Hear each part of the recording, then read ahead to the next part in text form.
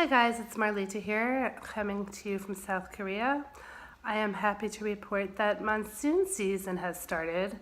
This makes me happy because the air quality is fantastic right now, so I'm a very happy girl.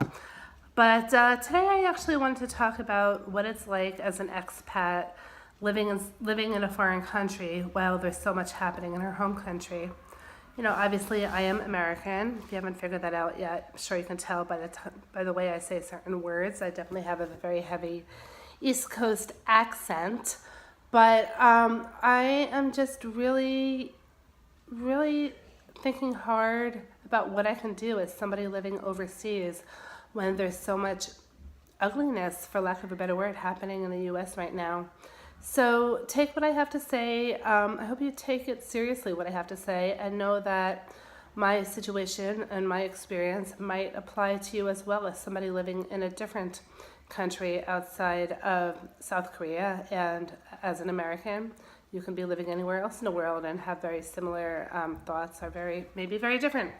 But however, so for me, it's a struggle. I mean, I honestly do feel a sense of guilt living abroad when I've always been so active on the ground, doing my part or as much as I can while living within my home country. So, you know, while I'm here, I really obviously can't protest.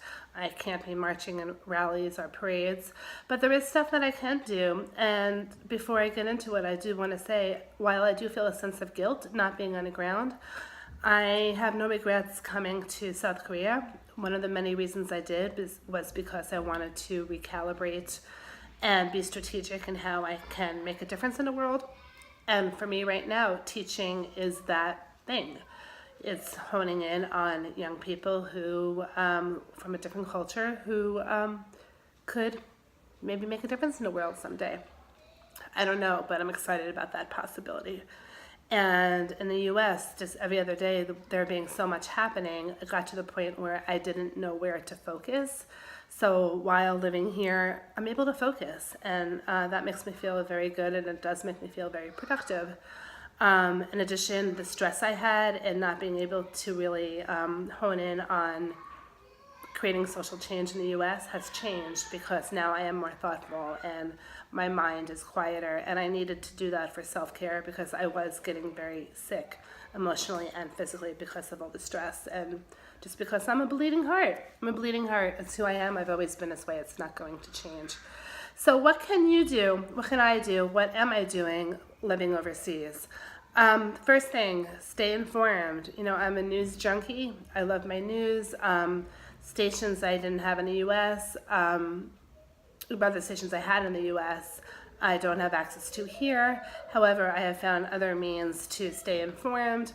That does include checking to a couple of news stations on the TV, and of course through social media, I am able to stay aware. Keeping in mind, social media, in my opinion, is everybody promoting their own opinion, which I get it. I mean, I do it too. But I think it's also a good thing, because that way you see other opinions, and as a result, you can really get a full picture as to how not just you think, but how the world thinks.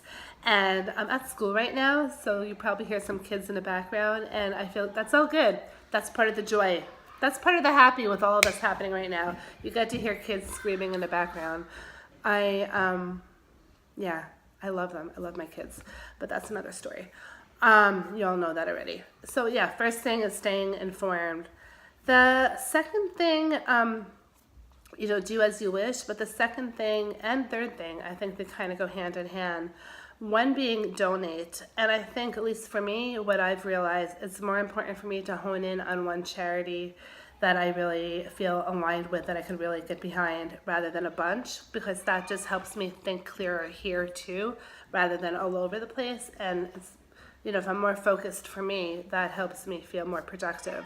So my charity of choice, which I'll disclose, is IRC, which is the International Rescue Committee, which focuses on immigrants and refugees. So IRC is my charity of choice.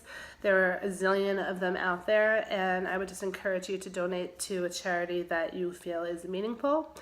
And as a former professional fundraiser, before becoming a teacher, I fundraised for close to 20 years. before doing that. So I know the value of the dollar, and trust me, these nonprofits, they are struggling so much now, not even just in the US, but internationally, because there are so many needs that need to be met. So if you can do your part, I do encourage you to do so. Thirdly, which goes aligned, is volunteering. You know, I obviously can't volunteer in the US right now, but I can volunteer in South Korea.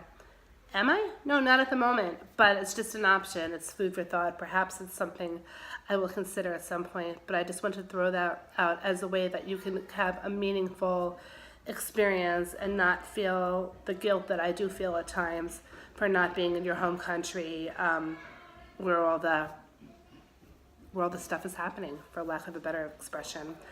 Fourthly, most important people, fourthly, vote. V-O-T-E. A very important 4-letter word. Vote, vote, vote.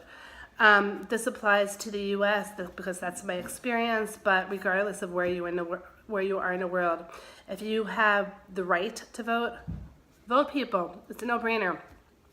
I am in the process of getting my absentee ballot right now so that I could vote in the midterm elections, which are this fall. And, considering the U.S. is a democracy, that is the only way real change can be created. So I support voting 1,000%. I support encouraging you. I don't know what else to say about it. Just vote, people. It's a no-brainer.